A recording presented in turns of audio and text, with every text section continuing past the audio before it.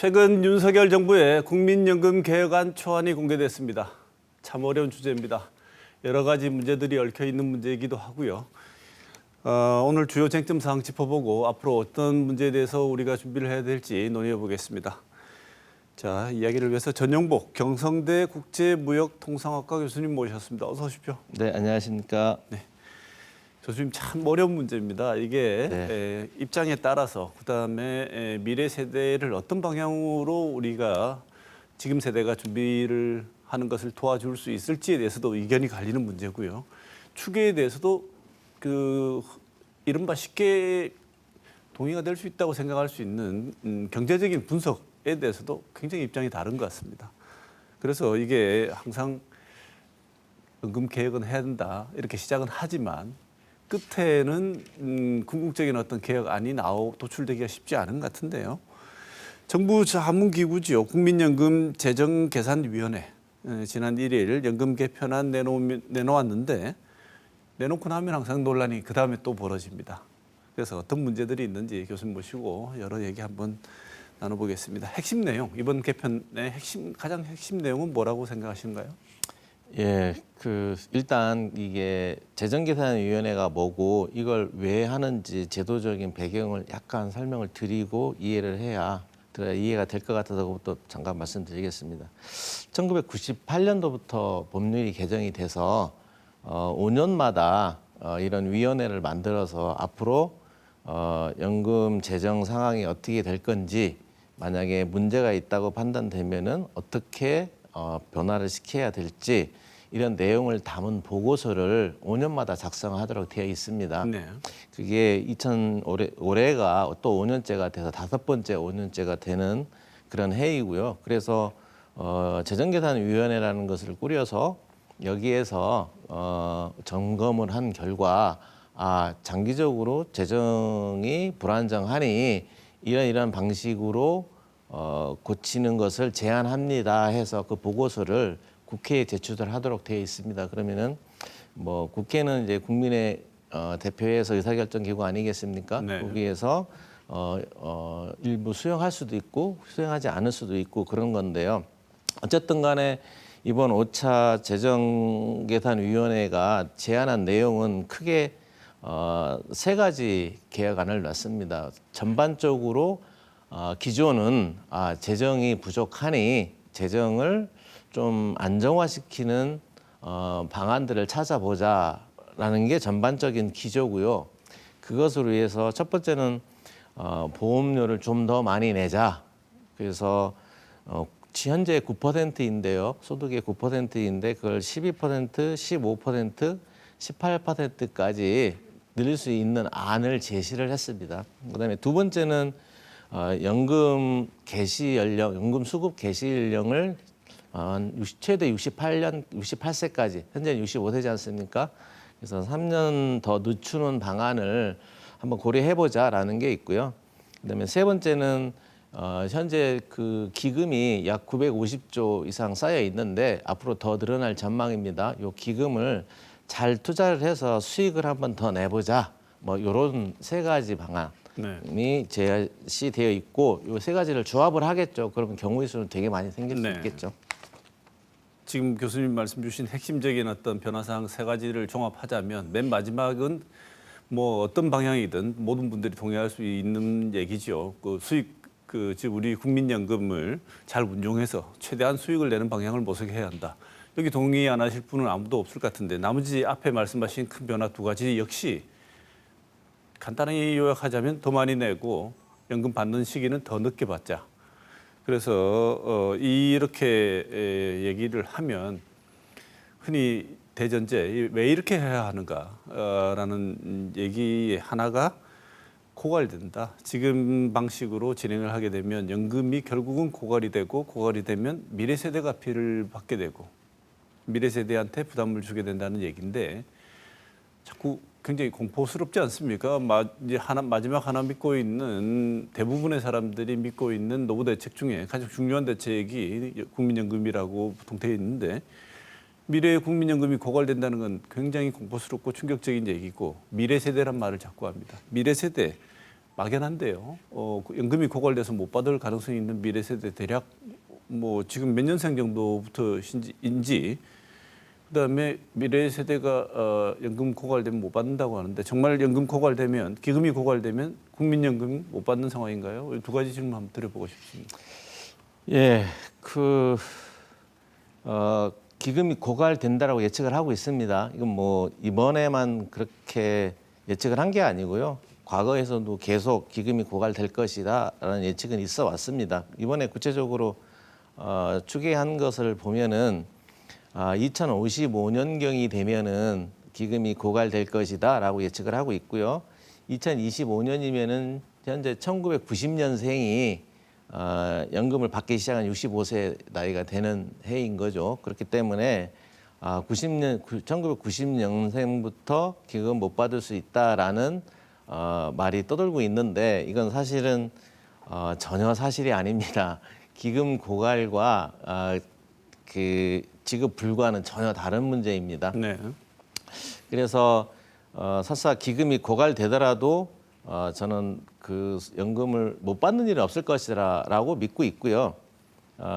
왜냐하면은 이것은 정부가 파산하지 않는 한 있을 수 없는 일이기 때문에 그렇습니다. 그리고 좀만 더 말씀을 드리면은 연금의 재원은 세 가지입니다.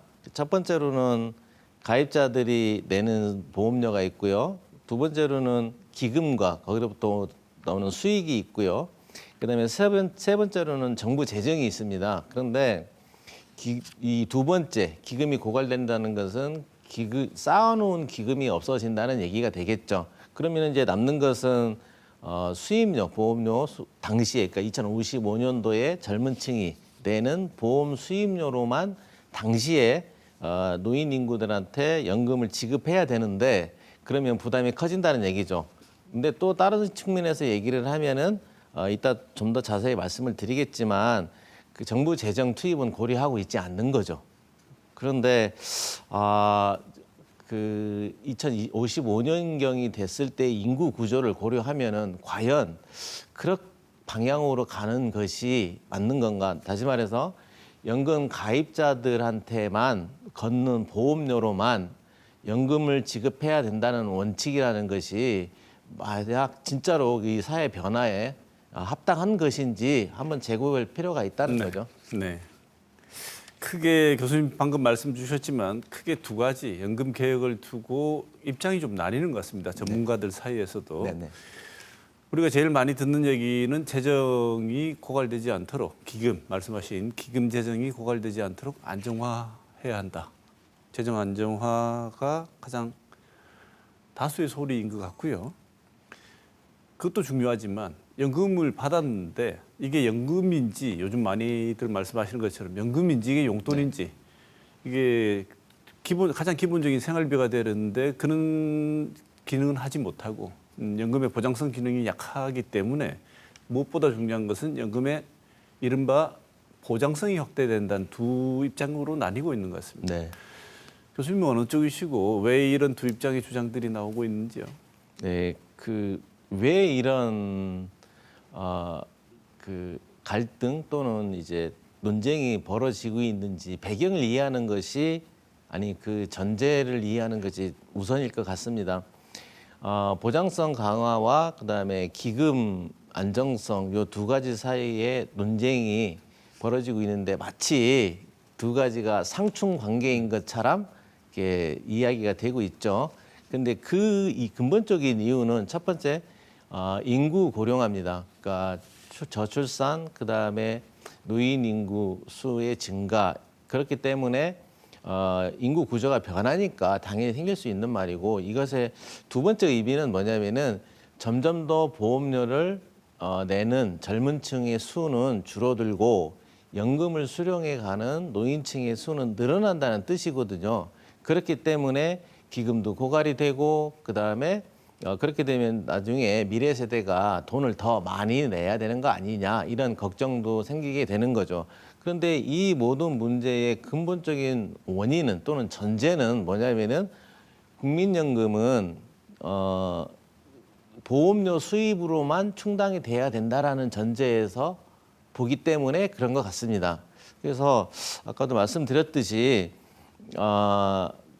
만약에 그 전제를 좀 완화하거나 푼다면은 어떻게 될까? 뭐 좀 더 구체적으로 말씀을 드리면은 아까 말씀드릴 때 국민연금의 재원은 세 가지가 있는데 보험료 수입 당연히 제일 중요합니다. 그다음에 기금도 있고 그다음에 정부 재정도 고려할 수 있다라고 생각을 하는데 요 세 번째 정부 재정의 투입 가능성들을 열어두지 않으시니까 이런 게 좀 그 상충관계 두 가지가 상충관계가 있는 것처럼 보이는 것 같습니다. 그런데 뭐 기회가 있을지는 모르겠지만 당시의 상황을 좀 객관적으로 짚어보면은 정부가 왜 존재하는지 정부 재정을 투입하는 게 왜 안 되는 건지에 대해서 약간 의아할 의문이 들 수도 있지 않을까 저는 그렇게 생각을 합니다. 네. 여기서 정리할 것은 두 입장이 차이가 있는 이유는 한쪽은 국민연금에다가 앞으로 미래 2055년이 되었을 때 정부가 재정을 투입하면 되는데 그 가능성을 완전히 차단하면 고갈이라는 답이 나오지만 정부 재정이 유입되면 충분히 가능하다. 근데 반대하시는 분들의 주된 입장이 정부 재정이 국민연금에 투입되면 정부가 빚더미에 올라앉지 않을까 이런 고민을 하시는 것 같은데 그 문제 약간 더 뒤에 다뤄보겠습니다. 국민연금 재정계산위원회 논의 과정에서 총위원이 15분이라고 들었는데요. 위원 2명이 탈퇴하셨습니다. 이분들이 탈퇴하는 이유가 보장성을 의미하는 소득 대체율 인상안 전혀 이거 얘기도 하지 않고 아까 말씀하신 고갈의 포인트를 주로 맞춰서 또 다른 측면에서의 중요한 문제인 소득 대체의 문제에 대해서 논의를 전혀 하지 않는다. 그 얘기안이 없다는 것 때문에 탈퇴를 하셨다고 하는데 이 부분 어떻게 보시는지요?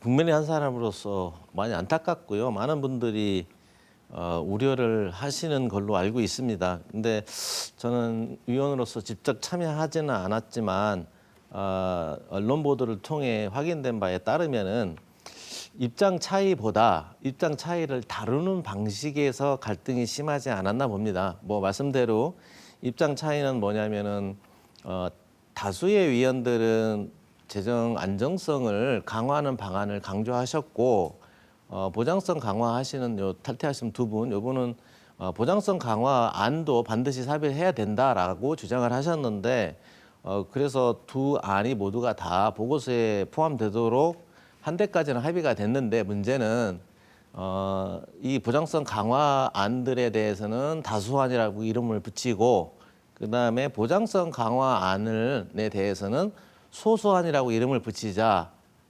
이렇게 의견이 모아졌다고 하고 투표까지 했다고 하더라고요. 그래서 이 부분에 대해서 소위 더 보장성 강화를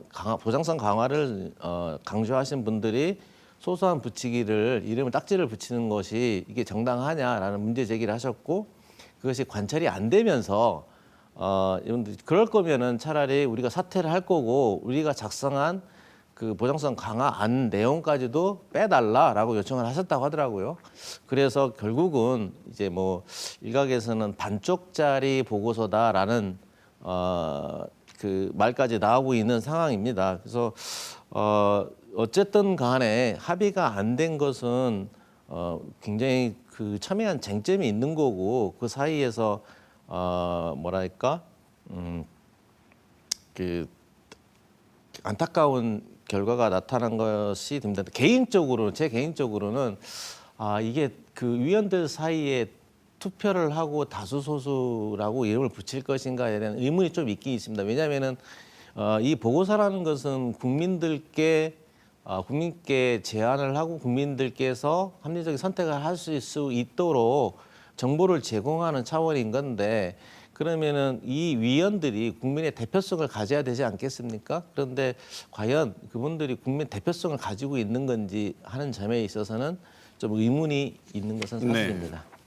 지금 말씀하셨지만 소득 대체율에 보다 강화된 방안이 보고서에도 담겼으면 했던 위원들이 그렇지 못한 상황에서 탈퇴를 했다고 말씀 주셨는데 현재 지금 소득 대체율 40%로 되어 있습니다. 그나마 이 목표 지점이고 현실은 여기에도 많이 못 미치는 것 같은데요. 40%도 앞으로 노후 빈곤 예방, 지금도 그런 문제가 보이는데 빈곤 예방을 하는데 삶을 이어가는데 미흡하다, 굉장히. 그래서 국민연금의 본래 목적을 고려한다면 소득 대체율이 조금 올려야 되지 않느냐는 게 교수님을 비롯한 소득, 그러니까 실질적인 어떤 소득 대체를 하는 쪽에 포커스를 맞춘 분들의 의견이신 것 같은데, 교수님 생각하시기에 이런 실질적인 목표를 달성하기 위해서는 소득 대체율이 어느 정도 돼야 된다고 보십니까? 구체적으로 뭐 소득 대체율 40%냐 50%냐를 선언적으로 뭐 예단하기는 매우 어려운 문제라고 생각을 합니다. 그렇지만 분명한 것은 소득 대체율을 올리면 연금 수령액이 증가하는 것은 확실하겠죠.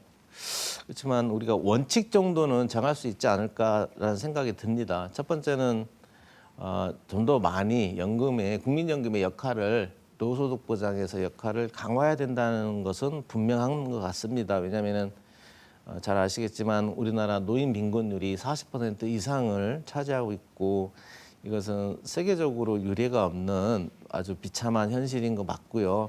그렇다고 해서 그러면은 노후소득 보장 다른 어떤 그 제도가 국민연금에 대체할 수 있느냐, 그것도 좀 어려워 보이고요. 그렇기 때문에 국민연금의 역할을 강화할 수 있도록 소득 대체율을 높이는 것은 반드시 필요한 사항이 아닌가라는 생각이 좀 들고요. 그다음에 그러면 구체적으로 몇 퍼센트로 올려야 될 것이냐는 이것이 경제적인 영향도 미치고 또 경제적인 변화가 생기게 되면은 인구 구성에도 영향을 미치고, 그렇게 되면 다시 보험료 수입에 피드백을 비치고, 이렇게 해서 상호 연관은 연대해 있는 문제이기 때문에 산업적으로 몇 퍼센트라고 얘기할 수는 없겠지만 어쨌든 간에 소득 대체율을 높이게 되면은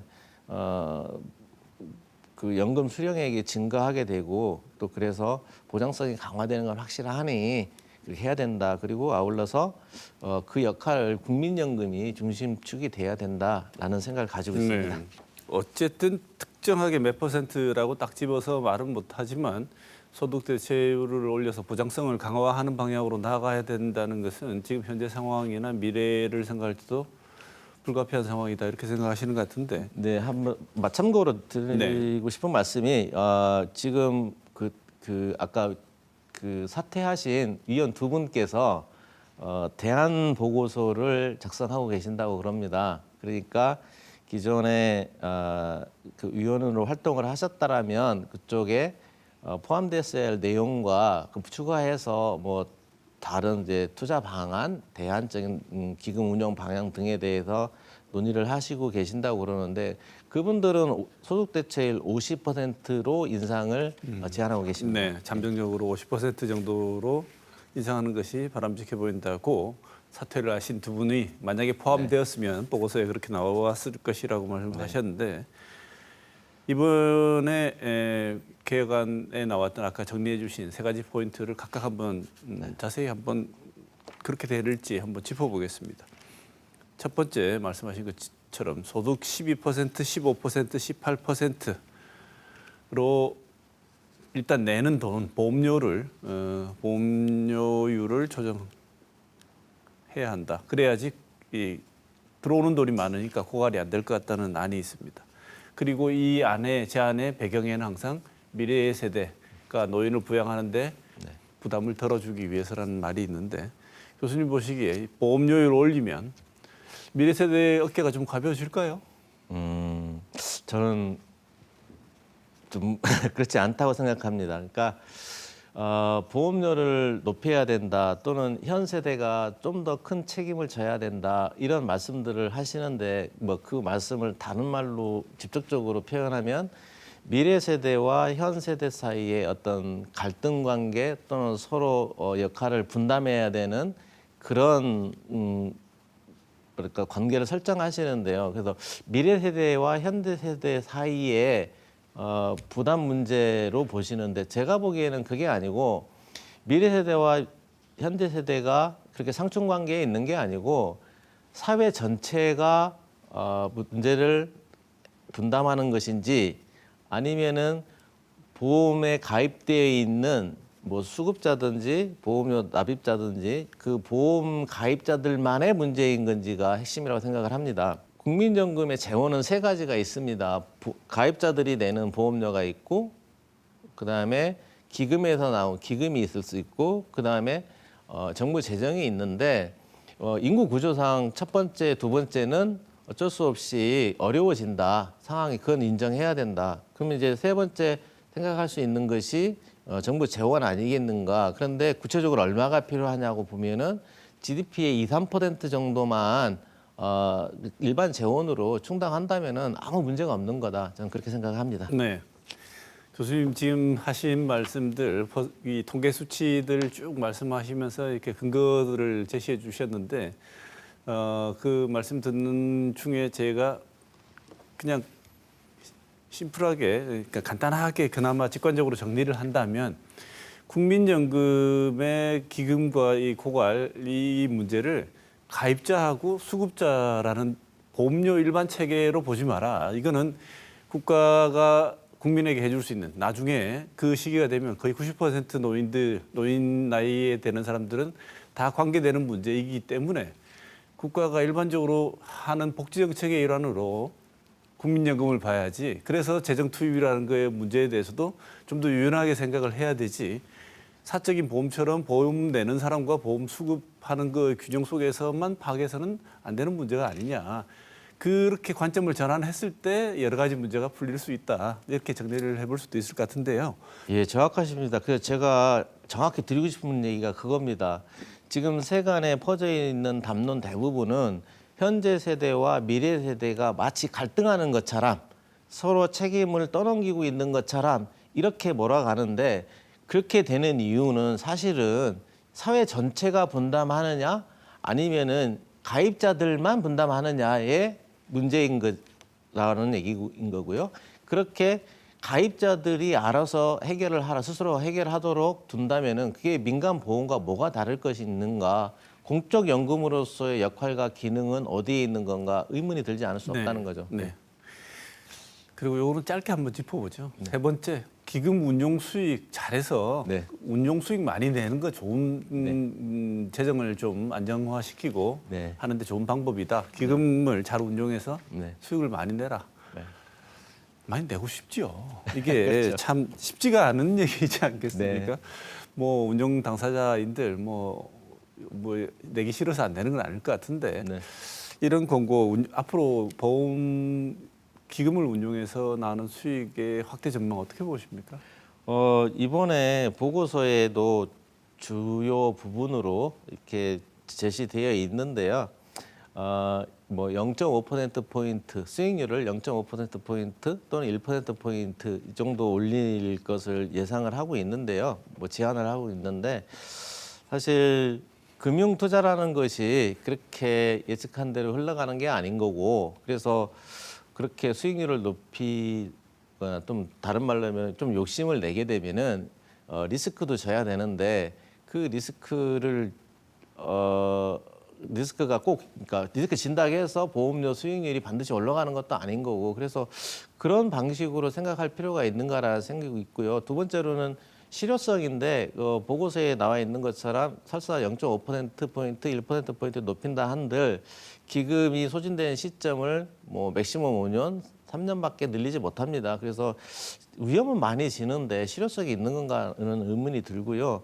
또 하나는 이제 마지막으로 이거는 국민연금의 성격과 공적연금으로서의 성격과 역할에 관한 문제인 건데, 국민연금을 자꾸 그렇게 민간 보험기금처럼 생각을 하면은 그런 발상이 나올 수 있겠지만, 그 기금으로 할 수 있는 다른 역할들이 되게 많이 있거든요. 뭐 그걸 우리가 통칭해서 뭐 사회적 투자라고 부르는데, 이 부분은 왜 생각을 하지 않는 걸까? 그래서 기금 중심적으로만 생각하지 마시고 공적 연금이다, 사회적 책임을 해야 된다라는 관점에서 생각을 한다면은 좀 다른 대안을 생각해 볼 수도 있지 않을까 생각합니다. 네, 기본적으로 계속 말씀 나누는 중에 국민연금을 바라보는 시선, 근본적인 시선을 어떻게 가져갈 것인가에 따라서 많은 전략, 그다음에 운용에 대한 입장도 달라지는 것 같은데요. 이 국민연금 가입한 분들, 그다음에 고갈되면 연금 못 받는다고 위협을 당하는 지금 젊은 세대 입장에서 네. 봤을 때 네. 국민연금이지 않습니까? 국민연금, 국가가 보장하는 연금인데 그래서 그럼 확실하게 그런 국가가 보장해 주는 보험의 형태 혹은 입장을 띄워달라 이렇게 요구를 하니까 이길 복지부 차관이 네. 그러면 국가가 지급을 보장하는 것을 명문화하겠다는 것을 검토해 보겠다 이렇게 언급했습니다. 국민연금 지급을 보장한다. 우리는 국민연금을 반드시 지급하겠다는 지급 보장의 법제화 어떻게 생각하십니까? 예, 이 지급보장 법제화라는 것이 뭐 저는 나쁠 필요가 부정적으로 볼 필요가 없다라고 생각합니다. 그런데 기존에 더 중요한 게 있는데요. 뭐 기존에 그럼 왜 법제화를 반대를 했느냐? 실효성이 별로 없다라는 이유였었는데 뭐냐면은 법제화를 하게 되면은 그것이 국가 부채로 장기에 정부가 지급해야 되는 부채로 잡히기 때문에 국가 신용 등급에 영향을 미치는 것은 아닌가 그런 우려가 있었는데 이것은 뭐 다시 들어가면은 그러면은 정부 부채라는 것이 그렇게 반드시 국가 신용도를 하락시키는 거냐라는 아주 더 넓은 질문으로 이어지고요. 그런데 이번에 그 차관께서 말씀하셨다시피 뭐 그 부분에 대해서는 그러면 많이 의견이 그 완화된 거 아니냐라는 생각이 들어서 긍정적인데요. 이 법제화보다 더 중요한 것이 그래서 법제화를 어디까지 법제화할 수 있을까 생각을 해보면은 예를 들면 지금 정하는 연금 제도 그러니까 보험료율이나 그다음에 보험 액수, 소득 대체율 등은 변경할 수 없다라고 못을 박는다면은 그것은 좀 어려운 법제가 안 되겠습니까? 그러니까 그 국민연금보장법이 제공하는 액수를 지급한다, 정부가 보증한다라고까지 정도를 이제 정할 수 있을 건데 더 중요한 것은 그러면은 또 이런 식으로 해서 보험료율을 변경시키거나 소득 대체율을 변경시키거나 뭐 할 수 있는 건 아니겠습니까? 그러면은 그것은 그럼 어떻게 할 것이냐? 그래서 저는 그렇게 생각합니다. 이것은 철저하게 정치적인 이슈이고 그래서 국민께서 더 관심을 가지시고 국민께 이익이 되는 방향으로 정치 투표를 하시고 또 정치적으로 요구를 하시고 뭐 그러는 것이 더 낫지 않을까. 그렇지만 다시 한번 말씀드리지만 기금이 고갈된다 한들 반드시 지급한다. 그건 뭐 변함이 없는 사실이라고 네. 생각을 합니다. 일차적으로 법제화를 하지 않더라도 지금 연금을 못 받을 우려에 대해서는 뭐 그런 걱정은 할 필요가 없다고 말씀을 주셨는데 이런 법제화를 통해서 어떻게 보면은 자연스럽게 재정이 이 국민연금 기금에 편입되는 효과를 노려볼 수도 있는 그런 법제화도 가능할 거라고 저는 생각이 드는데요. 이게 뭐 법제가 의지의 문제지 뭐 제도가 없어서 안 되는 건 아니지 않습니까? 이게 저는 만약에 구체적으로 법제화 방향을 만약에 저한테 제가 선호하는 법제화 방향을 여쭌다면 저는 기금으로 운영하지 말자. 그러니까 국민연금을 이렇게 일반 재정과 구분해 있는 칸막이를 지우고 그냥 일반 재정에 포함을 시켜서 운영하자. 저는 네. 그렇게 법제화를 할 거면은 뭐 네. 그 제안을 드리고 네, 싶습니다. 그러면 뭐 전혀 기금 고갈 이런 얘기는 안 나오겠죠. 그렇죠. 연동이 네. 돼 있으니까요. 네. 자, 오늘 여러 가지 말씀 주셨는데 연금 가입자들은 누가 물어보든지 적게 내고 많이 받고 빨리 받고 싶습니다. 네. 근데 나오는 안마다 반대로 나옵니다. 많이 내고 늦게 받고 적게 주려고 하고 이것은 미래 세대를 위한 일이라고 하는 좀 어떻게 보면 거부하기 힘든 도덕적인 어떤 슬로건마저 앞에 나와 있으면 싫지만 받아들일 수밖에 없는 어떤 방향성. 그걸 거부하는 사람들은 미래 세대 걱정하는 이기적인 사람으로 보일 수 있는 이런 방향이지만 개별적인 연금 가입자들 힘듭니다. 근데 이 사람들 목소리가 과연 어느 정도 수렴되고 반영되는지에 대해서는 의문스러운데요. 앞으로 연금 개혁 방향이 이 연금 실제 가입자들, 그다음에 실제 수령하는 분들, 수급자들의 입장을 어떤 식으로 수렴해서 진행이 되면 좋은지, 그리고 연금 개혁 방안 전체가 지향해야 되는 방향성이랄까요? 교수님 생각하시는 건 어떤 건지 끝으로 말씀 듣고 오늘 순서 마쳐야 될 것 같습니다.